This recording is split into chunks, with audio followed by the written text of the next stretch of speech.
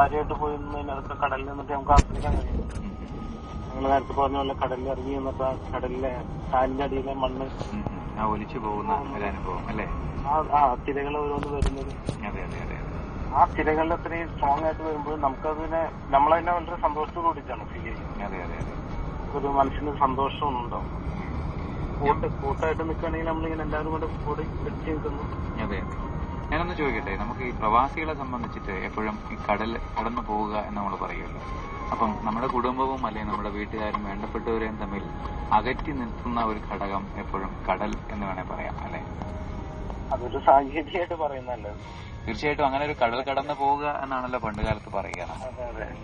അപ്പൊ ഇപ്പോഴും കടൽ കടന്ന് വരണം എന്നുള്ള ഒരു ചിന്ത, വിമാനത്തിലാണ് നമ്മൾ പോകണമെങ്കിൽ കൂടി അങ്ങനെ ഒരു നമ്മളെ വേർതിരിക്കുന്ന ഒരു ഘടകം ഇപ്പോഴും കടലായി മാറാറുണ്ട്. എന്തായാലും വിളിച്ചതിൽ സന്തോഷം ഷാജി. ഇടയ്ക്ക് വിളിക്കുക ഇതുപോലെ. വളരെ സന്തോഷം. ആദ്യം വിളിക്കുന്നതാണ്. എനിക്ക് മനസ്സിലായി. എന്തായാലും വിളിക്കുക, ഇടയ്ക്ക് നമുക്ക് സംസാരിക്കാം. അതിൽ തേന്മഴയായി പൊഴിയും ആദ്യ കടൽ എന്നുള്ള പാട്ട് തീർച്ചയായിട്ടും ഞാനൊന്ന് പ്ലേ ചെയ്യാം. അടുത്ത ഗാനത്തിന് ശേഷം പ്ലേ ചെയ്യാം കേട്ടോ. തീർച്ചയായിട്ടും. Okay, thank you.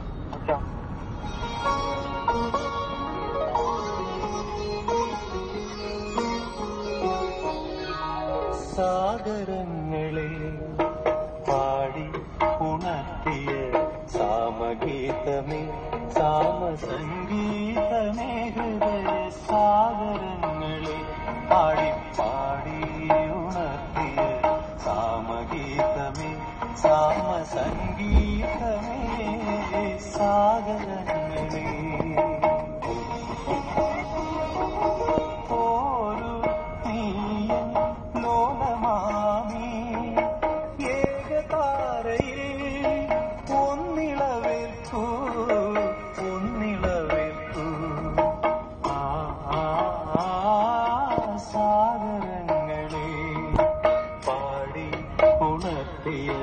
സാമഗീതമേ സാമസംഗീതമേ ഹൃദയ സാഗര